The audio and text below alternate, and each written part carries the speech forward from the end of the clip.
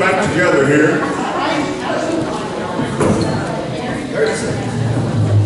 And we're going to go through, y'all look, I got, this is here. This is here, still some. I still got some up here that are back and forth. So we got a few. We got a few still. Okay. If there's any other way to give them a 10-second warning, I'm kind of sitting behind them. Well, y'all just need to watch that clock too. We'll help you this time. Clock. All due respect, man, it's even bigger than Dallas. I didn't see it up here sometimes. Okay. Where do we want to go here to start this next hour?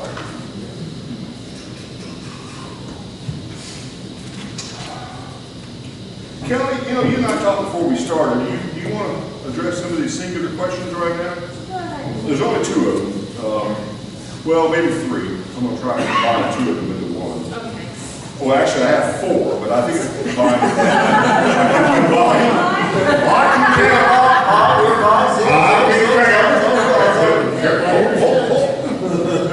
Well, I'll tell you, it's a great project. How do you combine whatever? I've got four, but I'm going to combine it into two. Okay.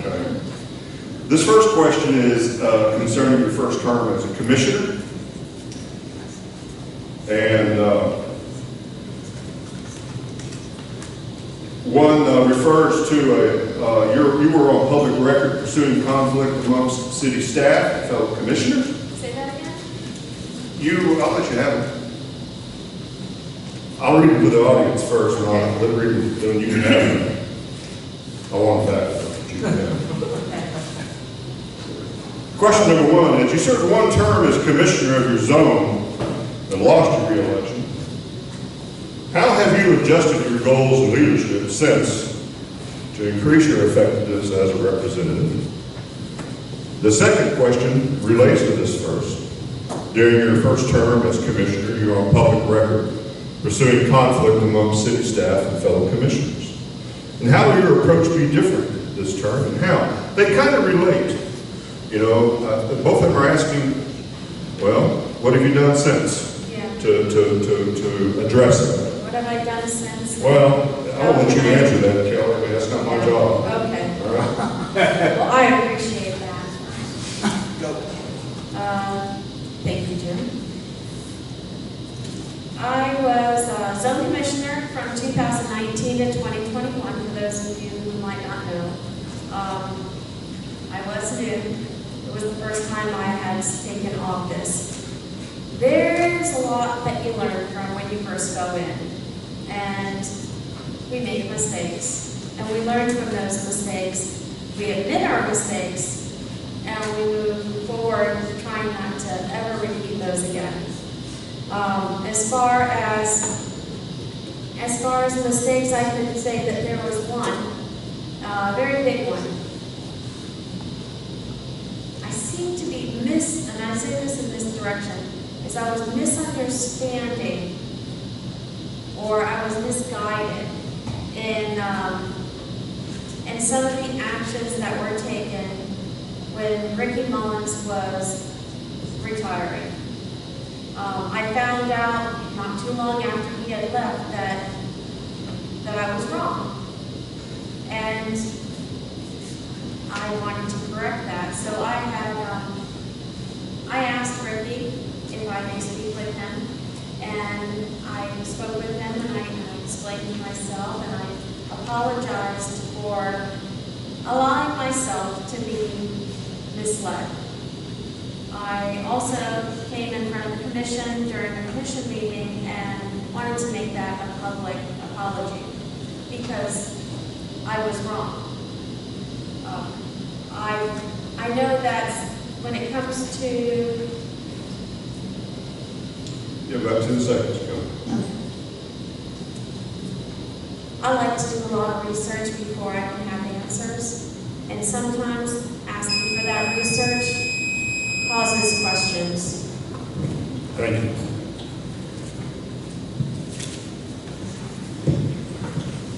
These next two questions I want to combine into one. One of them is a little hard to read, so I'm just going to go ahead and paraphrase it here. These are actually stand by. I just noticed something here. Okay.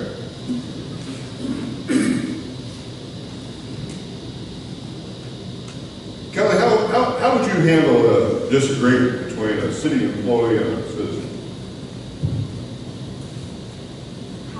Are you asking in general? As mayor, how would you handle a disagreement between a citizen and a city employee? Well, a citizen and a city employee, if a situation came up and it was brought to my attention, I would handle it with the most possible diplomacy that I can offer. I believe that that issue would directly go to the city administrator prior to reaching me, because that is our chain of command. However, if it is a situation that happens or occurs during a commission meeting, then that's a different story also, because then we have to remain, we need to remain civil in our commission meetings. We need to have decorum. This is not a zoo. So we need to be able to conduct ourselves properly and efficiently. Thank you. Thank you, ma'am. And this last question is actually directed to you both in a similar vein. And Vernon, we'll start with you, sir. Mr. Burton, if you find out, if you were mayor, if you find out a commissioner is in cahoots against citizens, how will you handle it? Define cahoots. Mr. Burton, I'm going to allow you to do that. I'm going to answer that question. Okay. How would, it depends on what is being cahooted. On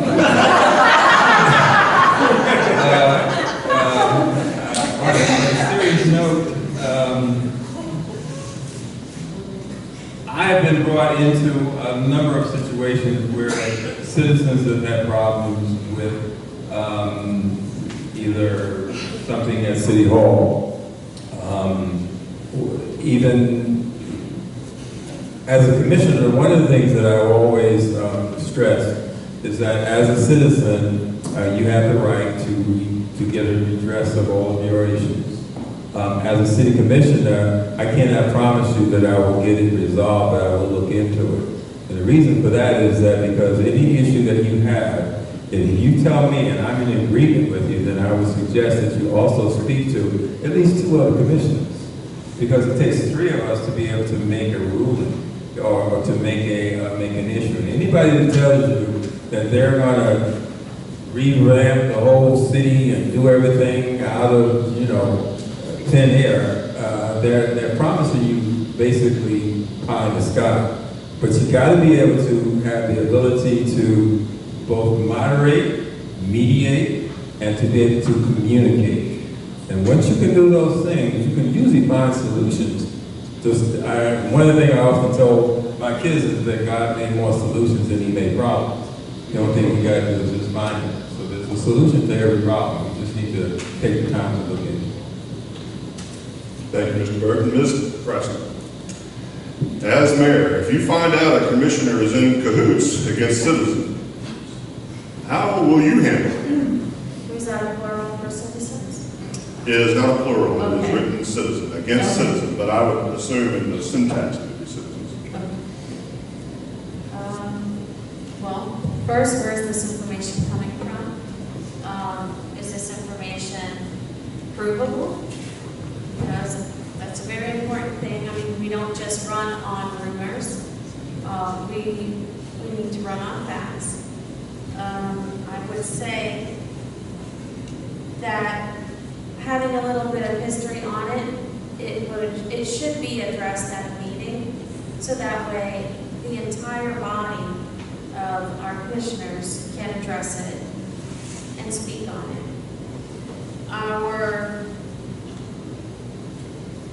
We've had a lot in the past where we are active, we react on the rumor mill.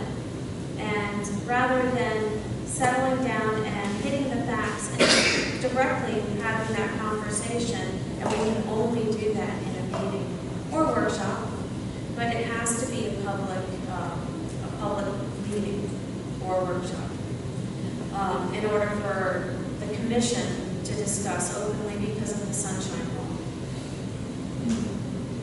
I think that's pretty much the answer that I'm going to go with.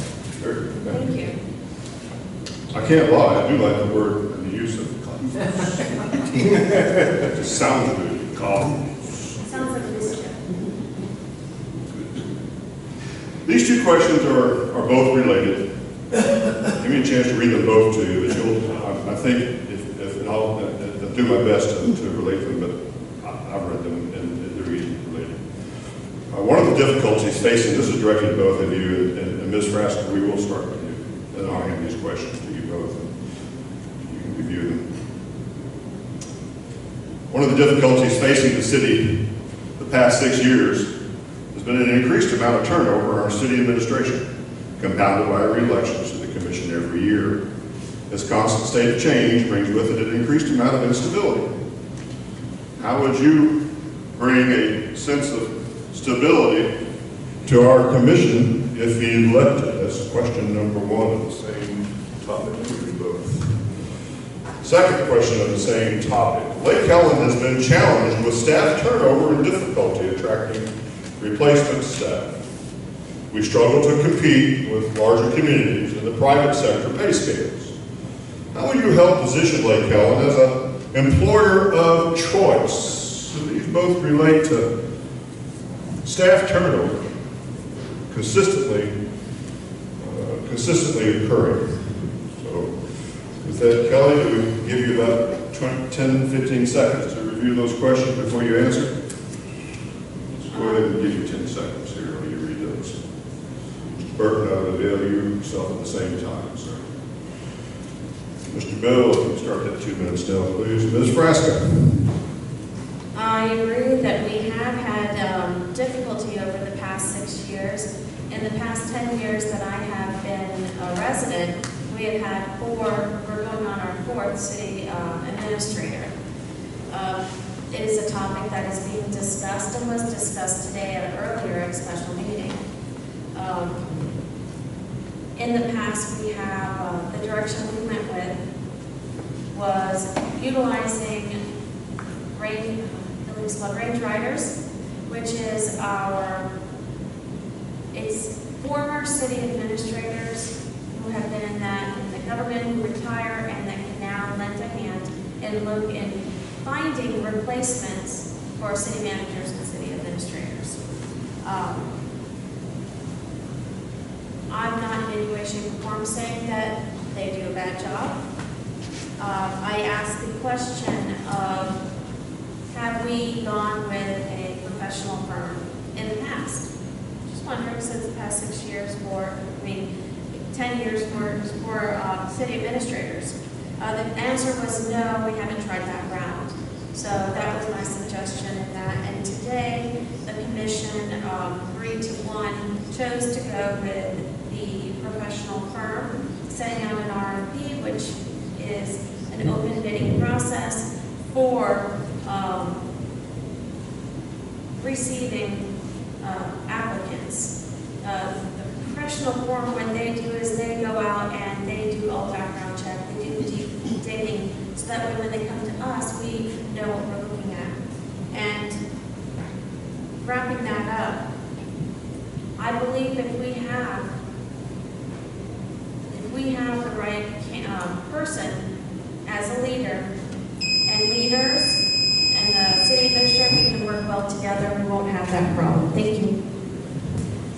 Mr. Burton, you've got the questions you had of you. You've had a chance to hear those a couple of times, so do you need to refer to these anymore? No. Thank you, sir. Mr. Bill? The city of Lake Helen has had 5 city administrators in the city's history. started with the Tallahassee requiring the cities to become more professional in their governance. And we hired a guy by the name of Don Findell to be the professional manager. Because it's a ballot amendment that would have to change the charter to put him in as a city manager, it failed the ballot. So what we did do is that we optioned to go for a city administrator, and the city administrator can and must work or serve at the pleasure of the commission. The only thing that we did not do was give him the ability to hire and to fire. Now, over the period of time of the 5 of the commissioners, city administrators that we have, I hired 3 of them, and Findell was there, and he left, but he left on his own regards, because they were trying to get rid of him. With regards to turnover generally starts with the place to look. The first time we had a high turnover, it was the person that replaced Findell, which was KC, and we lost a city administrator. I mean, he was a city administrator. We lost a city attorney, Lonnie Group. We lost financial people who was in charge of finance. It was a high turnover because he was not administering. As a matter of fact, when they went to, I was the one that wanted to have him fired. To not fire him, had to use that word, to cancel his contract. And as a result, he was able to, he left the city.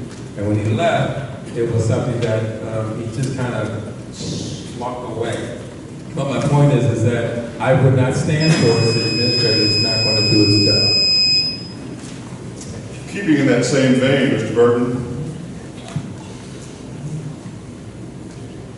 do you support the city administration to solely have the power to hire or fire city employees and contractors without the commission approval?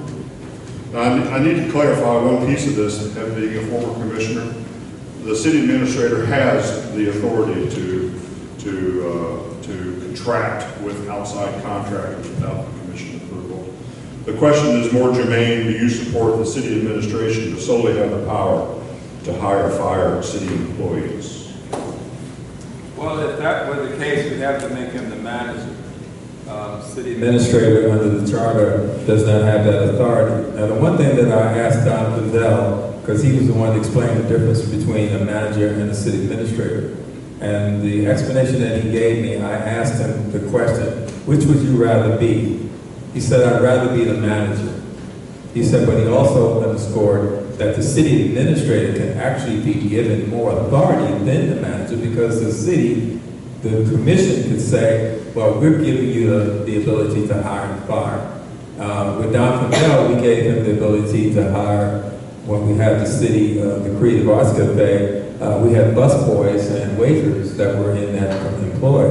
Well, imagine trying to get a city commission meeting to hire or fire a busboy. So the city commission gave him the authority to fire and hire busboys. So where we had the ability to give him the authority, he serves at the pleasure of the commission, so we could take that authority away. Would I want to be able to have a city administrator that has the right to hire and fire? That's one of those things that we can look at the city administrator and have a good city administrator one time, and the next time we could have another city administrator that is completely horrible. So that's one question that I guess would be left up to you, the voters, because the voters would be the one that would change that. The voters would be the one that would give us the ability to have a city manager if that's what you wanted. The reason we don't have a manager is because the city voted not to have a city manager. So I'd be serving at the pleasure of the constituents, which is you. And if we hire a city manager, he will serve at the pleasure of me and the commission. So I think that's an issue that we can make that decision when it comes. Kelly, do you have a question to ask you? Thank you, Jim. Well, Vernon pretty much summed it up on where we're at now.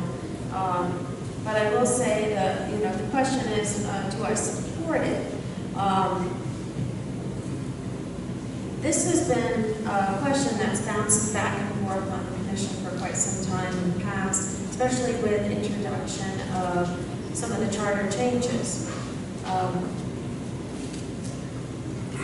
With the votes, according to our citizens, when we have those votes, it doesn't seem to be what the city wants. For me personally, I'm okay with the city administrator being able to allow the the department heads to choose the staff members that fit in their team, and to bring those up to our city administrator for presentation, which is basically where we do it now. But I also believe that when it comes to our department heads, I believe that choice should come directly from the commission. So, Pardon me, I was doing one question, Ms. Preston, didn't mean to interject. that's okay, I'm done. Very well. Again, my apologies, ma'am. I just was totally unrelated to your comment. With that, Ms. Frasca will continue, and then Mr. Burton, you follow up on this answer. Ms. Frasca, do you believe that city officials' behavior on social media is important? Why? Why not? Thank you, Jim. I believe that our city officials' behavior on social media is just the same as being in a meeting, at an event. When we step up here, we are representing each and every one of you. And I'm pretty sure you don't want to be represented in a very negative way. And if we're talking, I'm assuming we're talking about bad behavior, because we all want to have, be represented in a positive manner and informative manner.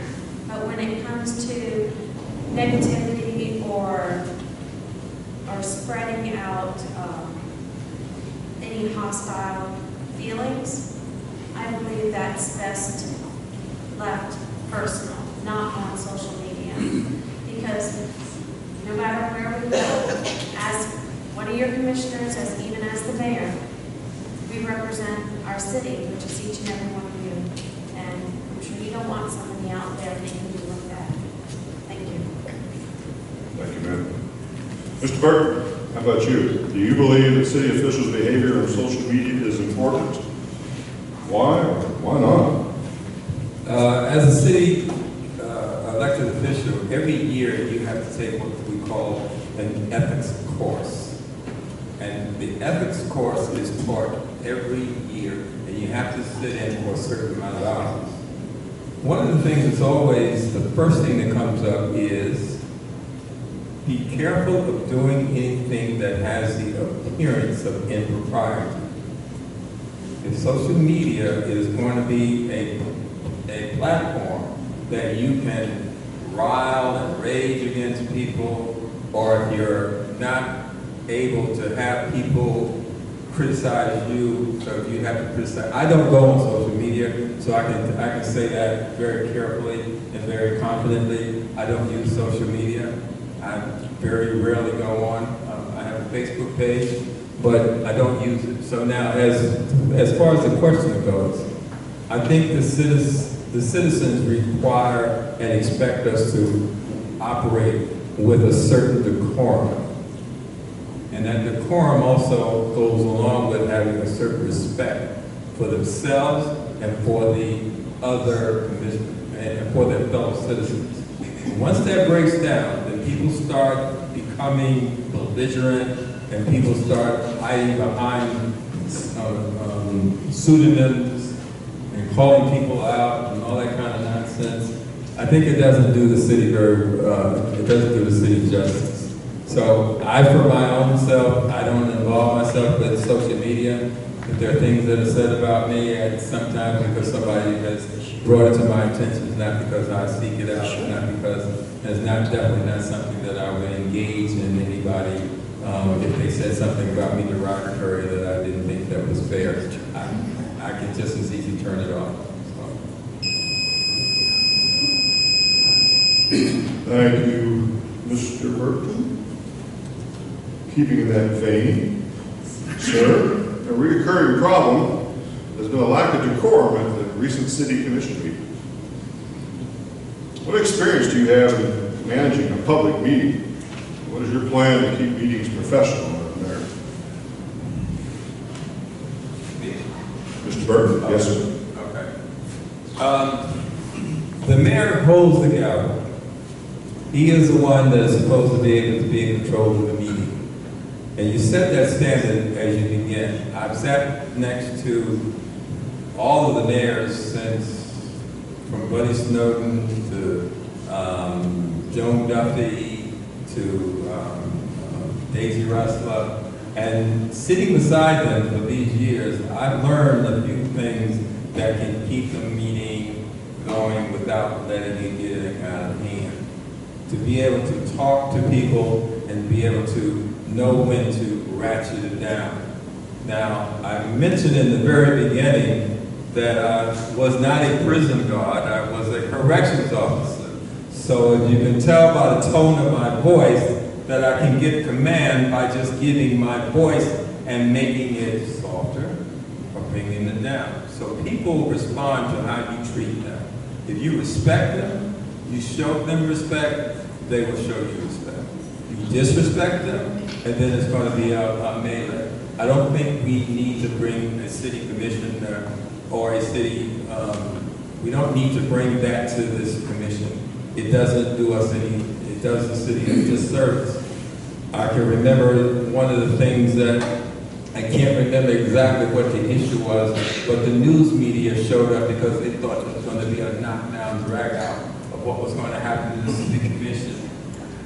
And as it turned out, the only thing that was to write about, there was a bat flying around the city hall. And that was the only issue that was dealt with. And so people were ginned up to wait to hear what was going to happen, but everything was diffused. And I think that's the way we should be able to handle ourselves as individuals. No one here I mean, we're all here are voting against. Ms. Frasca, you too have been a part of some contentious city commission meetings. The recurring problem has been the lack of decorum with these meetings. What experience do you have in managing a public meeting, and what would be your plan as mayor to keep these meetings professional? Well, I believe that Vernon said a lot of great things that I do agree with. For myself, I definitely am a firm believer on how you treat the others is how you are treated. That being said, when you're an elected official and you're up there on the dais, does not give you an excuse to misbehave. And I say the word misbehave because at times it is very childish behavior. As a mayor, it is our job to govern that meeting and keep it civil and to keep that decorum up. In the past, my first term, sometimes I felt like I had to go speak out of turn in order to get a chance to speak. And I've seen many meetings that have been held in many different ways. I have learned, that our commission is only as strong as they are together. If they're not working together, then it's going to be a constant issue of bickering. And that's no place to waste your time, to waste our staff's time, or to waste any of our, sitting commissioners' time. So I would like to say going forward, it's not necessary to happen. We can all speak at a decent level. We can all, allow each other to speak and handle this professionally and like an adult. Thank you. Well, thank you. And thank you both. I think our goal is to get you guys out of here at 9 p.m. And we want to respect your time. So thankful for all of you coming out here this evening. But I really do want to thank you both candidates, Mr. Burke and Ms. Frasca. I think, thank you.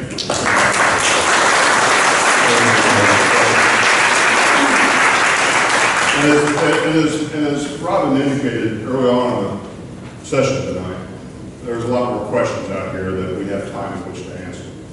And it's my job to try to but to ask the questions in a manner which is a hard job for me, what are important questions. Every one of these questions are important. Every one of them that were read and unread have significance here in the city. I hope you gained enough information from the questions and the answers. And if your question was not asked, I mean no disrespect. I try when I do this to try to keep the questions in the vein in a certain manner. So I take that responsibility of taking these questions and getting what I have here. So with that, Kelly went first in the opening. And Mr. Burton, you have 3 minutes, sir. And you too, Ms. Frasca, when it comes to your turn. Sir? Vernon does go first. What did I say? Thank you, I thought I said that. No, you need to pay attention. Yeah, no, like I said, you need to pay attention. It's okay, we got your back, brother. Mr. Burton, you have 3 minutes, sir, in your closing statement. I don't know. I've done this 4 times now. I've run from there 4 times. The last time, probably, it was the easiest and the hardest at the same time. When I lost in November, my daughter, who was living with me, was undergoing chemo, and not chemo, she had a double mastectomy. So the entire year of 2022, if I would have been on this board, I don't think I could have given her the opportunity to be able to share with her because she passed in June. So this race I'm dedicating it to her because she was one of my biggest supporters. She was not a person that gave up. She fought it to the very end. And I think that it was only for me to be able to be here now was because I've been in this race. I think I'm a long distance runner. And for the years when I first moved down here, I had these long dreadlocks, and they used to see this guy running through the town with these dreadlocks. And one of the things that I took away from running is that, you know, it's not the point of how fast you go, it's whether or not you can complete the course. I think the Bible speaks about it this way, is that the race is not given to the swift or to the strong, but to he who endures to the end. And I've been involved in this city, and I intend to be involved in this city. The only time that in the past 14 years that I did not spend every waking moment going to a commission meeting was that year that I lost. And I think that was God's providence that I didn't have to do that. But it gave me a time to rest. It gave me a time to reassess myself. People were asking me, was I going to run? I didn't know why they were asking me. I was retired. But you know, God always has a plan. I don't second guess him, and I don't try to undercut whatever he has in the plan. So for the city of Lake Helen, I'm the leadership that you deserve. I'm the person that can do the job. I'm the person that can bring, I would think, stability, camaraderie, and respect to the city commission. And I can do that because I believe in team building. I don't believe I'm a one-man show. I mean, Michael Jordan without Scottie Pippen or Dennis Rodman would not be the player that he is. So I'm a believer being a team player, and I think we can make this team work. It takes a team to make the dream work, and I'm that team. Thank you, Mr. Burton. Thank you. Mrs. Frasca, 3 minutes, ma'am, for your closing statement. Thank you, Jeff.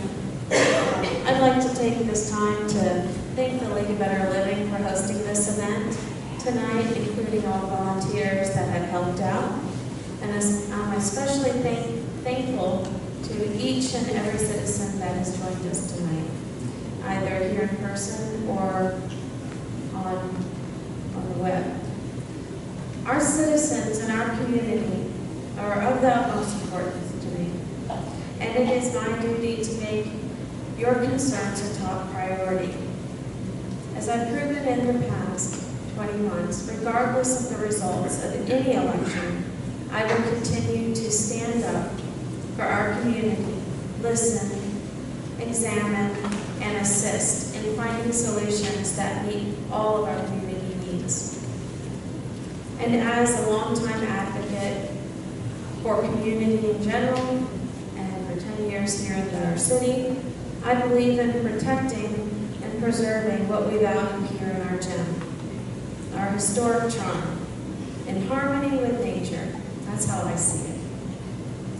So you can count on me to continue to fight to ensure that smart growth that protects our green spaces, farmland, natural beauty, environmental areas, and especially clean water. I am passionate about making our city a better place to live, work, and play, as I'm committed to creating, with the Commission, a vibrant and thriving community that is safe, prosperous, and welcoming to all. So thank you for your time and consideration. I look forward to the opportunity to serve our city once again and to make sure Lake Helen remains the place we all love to call home. So just a note, remember that early voting is next week, August 14th through 18th at the Supervisor of Elections office here in DeLand. And our primary, which is our only election, is on August 22nd from 7 a.m. to 7 p.m. here at Hopkins Hall. Thank you so much for your time. Thank you, Ms. Frasco. I too echo your comment about the league here, and thank you so much for putting all this together for us and putting the chairs out.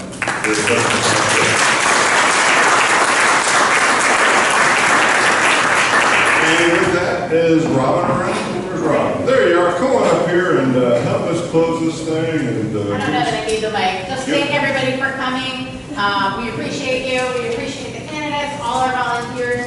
If you're interested in volunteering for the league, we have volunteer forms at the door. Please pick one up. We'd love to have